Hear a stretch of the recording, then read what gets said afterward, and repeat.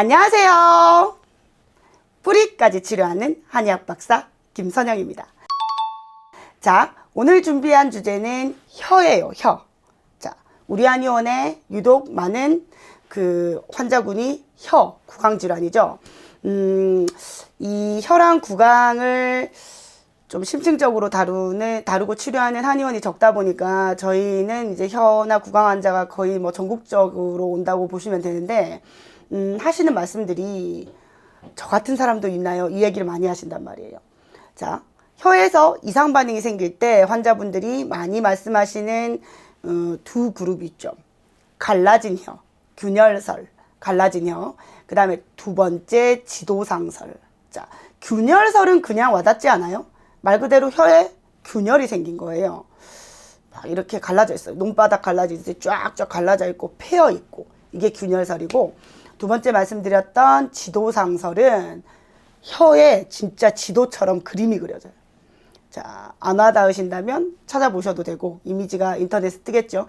이렇게 뭔가 우리가 지도 보면 육지도 있고 바다가 있듯이 그렇게 무늬가 이렇게 그려진단 말이에요. 혀에서 무늬가 그려지려면 어떤 식으로 그려질까요?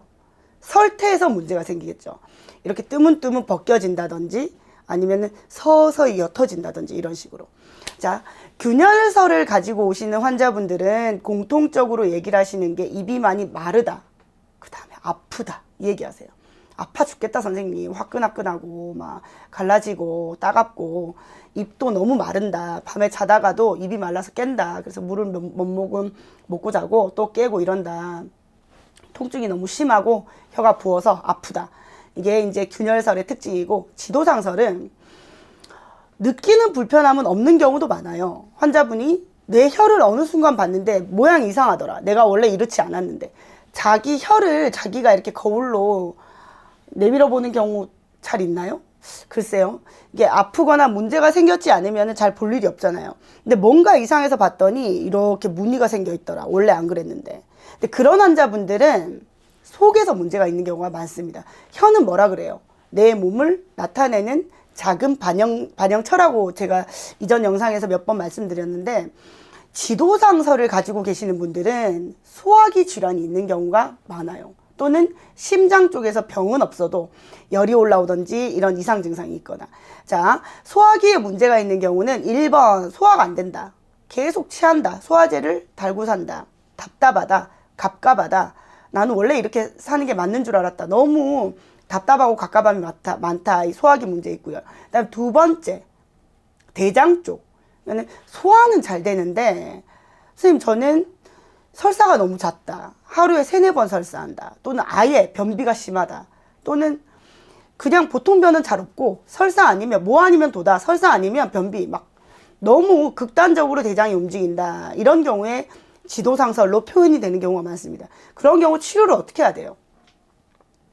뭐 여기 지도 그려진 것만, 설태만 없애는, 매끈하도록 하는 약을 쓰면 될까요? 아니죠. 원인에서 언급을 드렸죠. 소화기에서 문제가 많이 온다 했잖아요, 그죠? 소화기에서 문제가 오면 얘를 바로 잡으면 혀가 저절로 괜찮아집니다. 물론 설태를 정상화시키는 약을 쓰긴 하지만 근본적인 거는 얘를 바로 잡아야 된단 말이에요. 대장에 문제가 있으면 대장을 바로 잡는 약제, 위장이나 소장에 문제가 있으면 위장, 소장을 바로 잡는 약제가 들어가줘야 근본적으로 치료가 된다는 거죠. 한방의 치료 원리가 뭐예요? 근본적 치료, 그죠? 근본적 치료. 그렇기 때문에 어떤 약을 잠시 잠깐 썼다가 소화제 매일 먹고 자다가 오늘 안 먹으면 소화 안 되잖아요, 그죠? 원래 소화기가 약한 경우에 그렇게 잠시 잠깐 치료하지 않는다는 거죠. 자, 지도상설을 가지셨거나 균열설로 고민하셨던 분들 한방 치료 시도해 보세요. 예, 기가 막히게 좋아집니다. 자, 다음에 또 유익한 주제로 찾아뵙겠습니다. 안녕.